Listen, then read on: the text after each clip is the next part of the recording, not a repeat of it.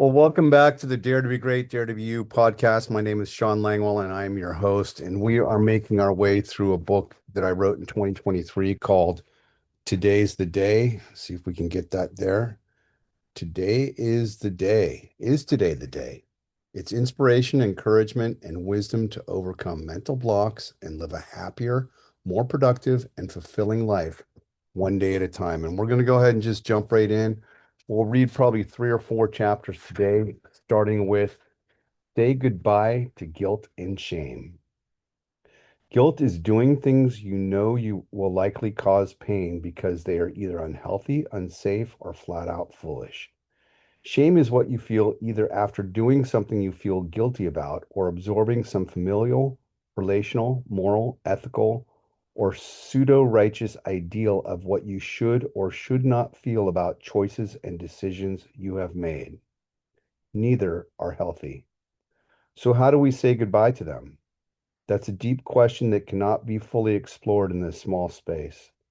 The easy, oversimplified answer can be distilled down to 2 words: honesty and boundaries. First, be honest with yourself about motives and decisions and potential outcomes of your actions. Feel your feelings, good, bad, or indifferent. Don't avoid them or replace them with some other form of denial or escape.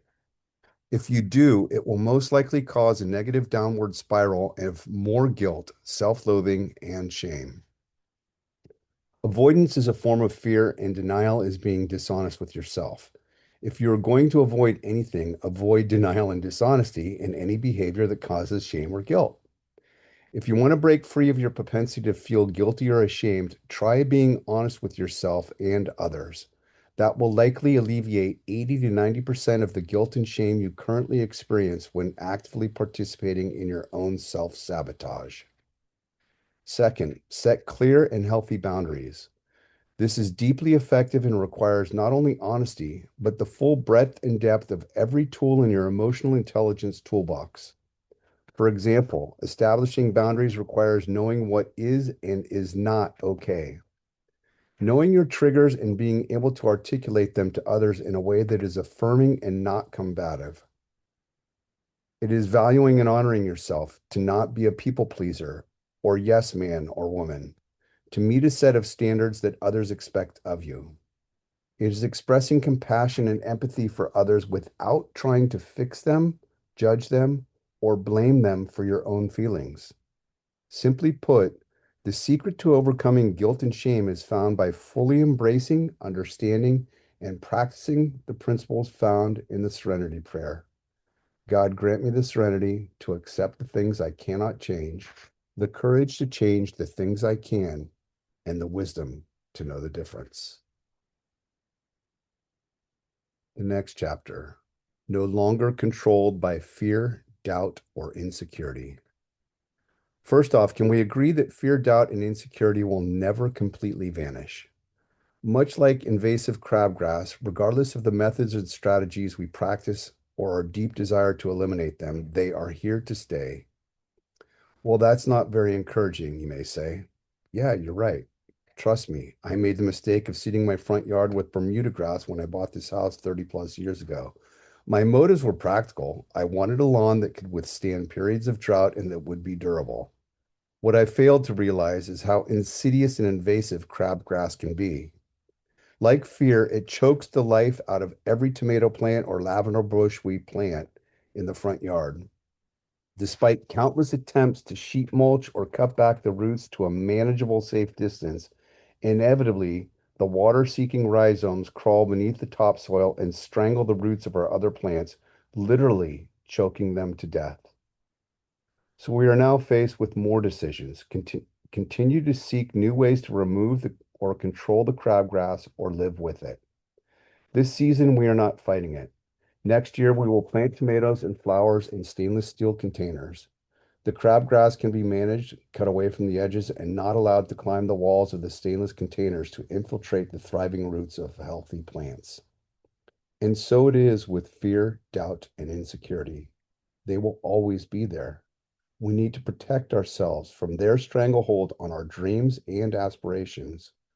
We must learn to accept them as they are and not knowingly allow them to invade our well-being, choking the life out of us.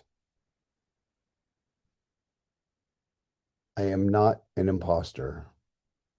The other day, I heard a podcast by a successful doctor and leader in his profession who mentioned that he too battles imposter syndrome. When his team when his team doesn't do as he would like them to do, he feels inadequate and questions his effectiveness as a leader. Wait, I thought leaders and professionals were above such self-sabotaging thoughts as imposter syndrome or other forms of low self-worth and esteem. Apparently not. I falsely assumed that this predicament was reserved for those like me who struggle to get ahead, who want more, but sometimes don't feel deserving or worthy of any short-lived success. I failed to realize those who may be considered huge successes in the eyes of others may be fighting a secret inner battle with themselves about their own self-worth and significance to others. By being vulnerable about his own struggles with imposter syndrome, this doctor helped me, and perhaps many more, simply by talking about it. By sharing those parts of us we would rather keep private, we open ourselves to the possibilities of no longer allowing our perceived shortcomings to control us. This subtle and simple shift of perspective can become a powerful harbinger of massive personal transformation. As with any problem, it starts with identification and admission, then clarity about what we would like to do about it. It is a perpetual process. Some of us are fortunate enough to figure this out before we die. Brick by brick. Here's an excerpt from 10 Seconds of Boldness, which may help a few folks on a quest for building greater self-confidence. Building a brick house, one brick at a time. Like a mason, confidence is built brick by brick, one layer at a time, held together with mortar. The choices you make in life are the bricks. The mortar is your confidence. The cement that holds it all together. The mortar is your confidence, the cement that holds it all together. Without it, your structure will crumble and fall. Every choice, every decision, every dream, every plan, goal, or problem is yet another opportunity to place a brick, secure it with mortar, and build a structure that will last a lifetime or longer. The structure is you, your life, ambitions, who you are, and what you want to be. That's an excerpt from 10 Seconds of Boldness on page 110 to 111, published in 2022. Greatness requires rehearsal, trust, and willingness to let go. Every day we are presented with a plethora of choices. Some decisions we make are mundane, while others may impact the trajectory of the rest of our lives. It is our responsibility to discern which demand more of our attention and to remain focused on our objectives and motives, what we want and why we want it. On a personal level, it is imperative to also understand and accept that it is perfectly normal for your motivation, goals, and problems to change over time. Roll with your passion, but don't be like chaff in the wind. Stay focused long enough to resolve, long enough to understand success and failure.